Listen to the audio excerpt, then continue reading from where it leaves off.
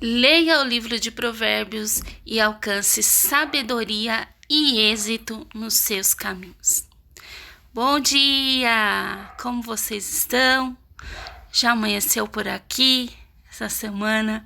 Uma semana super corrida. Eu fui ali, preparei rapidinho um café, que a minha filha tem que sair para trabalhar, e vim aqui para orar com vocês.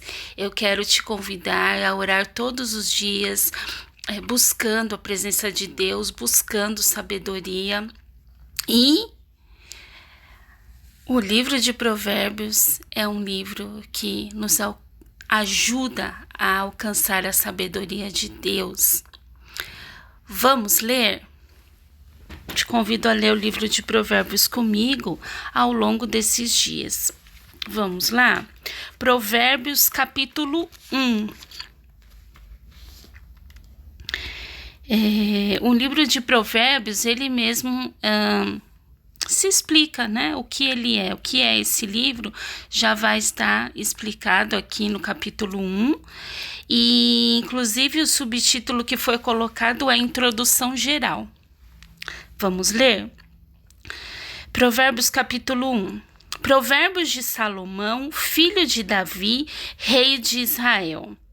Para se conhecer a sabedoria e a instrução, para se entenderem as palavras de prudência, para se receber a instrução do entendimento, a justiça, o juízo e a equidade, para dar aos simples prudência e aos jovens conhecimento e bom juízo, né? Para o sábio ouvir e crescer em sabedoria, e o entendido adquirir sábios conselhos, para entender provérbios e sua interpretação, como também as palavras dos sábios e suas adivinhações. Bom, algumas palavras aqui para a gente destacar, né? Que o nosso intuito é realmente ler, não é um estudo, mas sempre tem algumas coisas aqui que a gente tem que falar e tem que prestar atenção, né? Algumas palavras aqui, por exemplo, 2 que fala prudência, entender as palavras de prudência, né? O que é prudência? Prudência é você se precaver, você já tentar evitar algo mal, você ter prudência. Eu não vou fazer isso porque senão vai acontecer algo mal, né? Isso é a prudência. Que mais? No versículo 3 tem a palavra equidade. O que é equidade? Equidade é a prática da justiça, ou seja, é você ser imparcial, é você não pender para um lado nem para o outro, você não ser tendencioso naquilo que te agrada. Eu vou fazer isso porque eu gosto disso, eu vou defender essa pessoa porque eu gosto dessa pessoa. É você ser imparcial e fazer realmente o que precisa ser feito, fazer o que é justo, agir com justiça, né? O versículo 6 traz a palavra adivinhações, né? Fala assim, como também para entender as palavras dos sábios e suas adivinhações, né? Mas adivinhações aqui nessa tradução, aqui que eu tô é a ARC, né? Almeida revisada e corrigida. Não é adivinhação no sentido de adivinhação mesmo, né? Quando você consulta os espíritos, né? Misericórdia, que na verdade são demônios e Deus não se agrada disso. A Almeida, a mais antiga, ela fala assim, ó.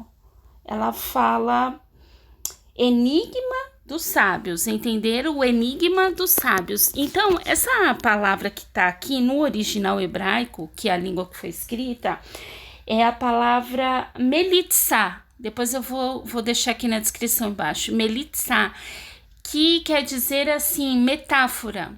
Então, é para que a gente possa entender as metáforas, as figuras de linguagem, dos sábios é um enigma, né? É como um enigma, entender os enigmas da vida, os enigmas dos processos que você está passando aí, que você precisa entender. Então é nesse sentido aqui que está falando, né? E talvez você esteja com várias traduções da Bíblia que até definam melhor essa palavra aqui. Se você quiser pesquisar lá no original hebraico, é melitzá. Eu vou colocar depois aí embaixo, tá bom? Vamos continuar. Versículo 7. O temor do Senhor é o princípio da sabedoria. Os loucos desprezam a sabedoria e a instrução. Bom, por que o temor do Senhor é a sabedoria? Porque é o temor a Deus que vai nos fazer, de fato, entender, de fato, ter a sabedoria de Deus. Quando você teme ao Senhor, você se achega a Ele com amor, com reverência, com submissão de quem quer realmente se submeter a Ele, entender, praticar a vontade dEle, né? Porque o ímpio, um cientista, por exemplo, nada contra a ciência, mas eu estou falando assim, um cientista, um estudioso que lê esse livro, que lê esses provérbios como um simples livro, um livro qualquer, um livro onde você vai adquirir um conhecimento. Ele pode inventar várias teorias, ele pode estudar a história, a arqueologia bíblica, a biologia, e aí elaborar uma teoria, falar, mas se ele não tem o temor de Deus, ele quer fazer isso assim só para, sabe, elaborar uma teoria. Ele não tem a intenção de realmente obedecer a Deus, conhecer a Deus, praticar isso na sua vida. Isso vai ser só uma teoria, sabe? Porque se você teme a Deus, você quer ter um relacionamento com Ele, você quer agradá-lo. Quando você se achega em reverência na presença dele, né? Porque o temor ele não é ter medo, né? O temor ele é respeito, na verdade. E você respeita a quem? Você respeita a quem você conhece. Então, quando você se achega a Deus em temor, em reverência, você o conhece, você o valoriza, você sabe quem ele é, você se achega à presença dele buscando a sabedoria, porque você sabe quem ele é. E o temor é o que vai te ajudar a conhecer, porque o temor ele traz junto a prática, e é praticando que você vai conhecendo mais a Deus e a sua sabedoria, né? Por exemplo, eu posso ficar o dia inteiro lendo receitas, várias receitas, e aí falar, nossa, eu sou uma ótima cozinheira, eu sou super experiente em fazer diversos pratos. Mas isso não é real, você está só lendo. Você vai ser uma cozinheira experiente, saber de fato cozinhar, se você se você preparar várias receitas, porque é preparando que você de fato aprende. Você lê lá na receita, por exemplo, como faz um creme, e aí tem mil e uma coisa. Olha, você precisa deixar no grau tal, você precisa mexer assim e assim, você precisa colocar só um tanto de açúcar, e você fala, nossa, mas quanto detalhe, quanta coisa. Será que precisa de tudo isso? Só que quando você vai para a prática da receita, quando você começa a fazer aquele creme, inclusive quando você não segue direitinho lá, né? Porque a pessoa fala, dona da receita, você vê que tem que ser daquele jeito. Tem que ser, porque senão o creme vai grudar, senão o creme vai ficar muito doce, e às vezes você faz até errado, e aí dá ruim, né? Você vê que não ficou exatamente do jeito que você queria, e aí na próxima vez você já vai procurar seguir exatamente o que tá ali, ou se você descobriu algo lá, um detalhe ser uma pitadinha sua ali naquele processo, aí você já vai fazer. Então, e aí você vai entendendo mais e mais, você vai fazendo e vai aperfeiçoando. Então, assim é servir a Deus, assim é entender a palavra. É praticando que você vai entendendo mais, é entendendo mais que você vai praticando o que é correto, e é um ciclo, por aí vai. E Deus vai te dando discernimento em cada situação. O 8 diz assim: filho meu, ouve a instrução de teu pai e não deixes a doutrina de tua mãe. Bom, aqui ele fala sobre dar ouvidos aos pais, né? E mais uma vez, é muito mais no sentido de praticar o que eles, os nossos pais, estão nos ensinando através da sabedoria que eles adquiriram, da experiência que eles adquiriram ao longo dos anos e com as vivências dele. Mais uma vez aqui, ele está nos chamando para a prática, tá? Porque você pode dizer, ai, meu pai não é uma pessoa sábia, meu pai nem conhece a Deus. Bom, se é assim, às vezes você vai ter que procurar ajuda, né? Ajuda de pessoas mais experientes, de pessoas sábias, porque a Bíblia também diz que na multidão de conselhos há sabedoria, tá? Mas o que é bom, o que eles têm te ensinado de bom, você deve colocar em prática, você deve obedecer o máximo que você puder, você deve ser um exemplo para os seus pais se eles não conhecem o Senhor e ganhá-los para Cristo, né? Tem um versículo em Efésios 6:1, que fala assim: obedecei a vossos pais no Senhor, pois isto é justo. Então, sim, obedecer no Senhor, claro, significa que você vai obedecê-los naquilo que agrada a Deus, naquilo que é justo e naquilo que é correto, certo? O que não é, você vai buscar ajuda, mas o que é, você deve procurar ter uma conduta exemplar para com eles e para com todos. E o 10 diz assim: o 9. Porque diadema de graça serão para a tua cabeça e colares para o teu pescoço. O diadema, o que é? O diadema é coroa, né? Uma coroa geralmente de pedras preciosas. E a coroa significa honra. Então, se você procurar alcançar a sabedoria de Deus, praticá-la, você vai ter um diadema de graça para a sua cabeça. Deus vai te honrar. E você vai ter êxito nos seus caminhos. Você vai ser bem-sucedido nos seus caminhos. Diadema de graça, glória, né?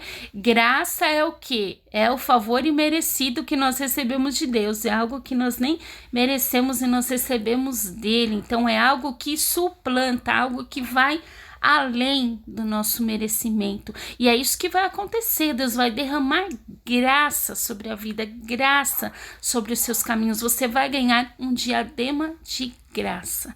Glória a Deus por isso. Vamos orar? Senhor Deus, nesse momento nós nos colocamos, Pai, diante da Tua presença, Senhor. A nossa semana está praticamente começando hoje para muitos. Ontem foi um dia de descanso. E, Pai, tantas coisas eu particularmente tenho para resolver essa semana, Senhor, e muitos os que estão me ouvindo também, Senhor, o trabalho, o estudo, coisas da família, coisas burocráticas, Senhor. Então, eu te peço, Deus, que nos abençoe, que abençoe a vida de cada um, Senhor. Nos dê nessa semana, Pai, sabedoria, discernimento para enfrentar as situações. Tira de nós todo o medo e toda a ansiedade, Pai. Ah, Senhor, que nós possamos estar calmos e tranquilos diante de Ti, diante da Tua presença que nos acompanha em cada instante, Senhor, e que nós possamos confiar, Deus, que o Senhor está à frente de tudo. Pai, nos abençoe nesse propósito de te conhecer mais e mais, nesse propósito de ler a tua palavra, e que cada dia, cada instante, Senhor, nós possamos estar conectados contigo, Senhor, nós possamos estar te buscando em espírito e em verdade, nós possamos estar dando lugar ao Senhor na nossa vida, no centro do nosso coração, seja o centro, Pai, da nossa vida, que possamos te agradar, que possamos fazer o que é correto, nos livra dos laços do maligno, nos livra das ciladas do inimigo, nos dá espírito de discernimento, Senhor. Nós te pedimos, Pai amado, e que o teu nome seja glorificado, que a ti seja dada toda a honra e toda a glória que o Senhor merece, da qual o Senhor é digno, Pai amado. Nos dá sabedoria, Senhor, nos dá sabedoria para lidar com nossos filhos, para lidar com os nossos pais, para lidar no trabalho, para lidar com aqueles que nos rodeiam. Eu te peço, Senhor Jesus, nesta semana, Pai amado, nos ajuda, Deus, abençoe aqueles que estão ao nosso redor que não te conhecem, Pai. Que, Senhor, o nosso caráter, pela tua misericórdia, possa expressar o caráter de Cristo, Senhor, na vida dessas pessoas. Que através de nós eles conheçam o teu amor, Senhor. Saiba que o Senhor enviou o teu único filho para morrer no nosso lugar. E que eles encontrem, Deus, a salvação, Senhor, através de Cristo Jesus, através da cruz de Cristo que morreu no nosso lugar. Porque nenhum de nós é digno, Senhor, por si só, Pai. Mas o sangue de Cristo é que nos justifica, o sangue de Cristo é que nos dignifica, Pai amado. Abençoe, Senhor, aqueles que estão presos, Deus, no vício, na prostituição, nas drogas, nas bebidas, Senhor, livra, dá livramento e libertação em nome de Jesus, Senhor.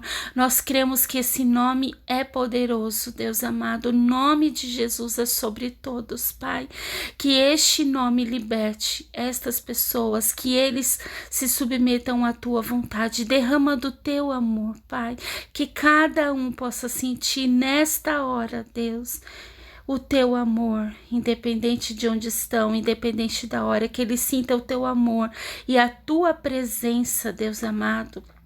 Senhor, sabemos que tua palavra é racional, que a fé é racional, mas não somente racional, Pai. Ela suplanta a razão, Deus. A sabedoria suplanta a razão, Deus amado. A sabedoria, Deus, ela envolve fé. E ela envolve também sentimento, Senhor, porque somente o conhecimento, Pai, não nos aproxima de Ti. É necessário que tenhamos, Deus, a intenção, que tenhamos o inteiro desejo de Te conhecer e contigo em nós. Então, opere em nós, Senhor, tanto o querer como o efetuar, em Te obedecer, Deus amado. Em nome de Jesus, Deus querido, que cada um possa ser, ó Deus, visitado por Ti, Senhor. Nos livra, Deus, de toda religiosidade e de toda incredulidade, Pai. Nós Te pedimos, nos dá um dia e uma semana abençoados, Senhor, para enfrentar o que tiver que vir, Deus amado. Em nome de Jesus nós oramos e desde já Te agradecemos. Amém. Amém. E te convido a continuar lendo a Bíblia comigo e orando, em nome de Jesus. Amém. E se você puder, lê novamente aí essa porção de versículos na sua casa com calma, medita, né? Ora ao Senhor, peça que Ele te esclareça e que Ele te ajude a colocar em prática. Em nome de Jesus. Um abraço para vocês.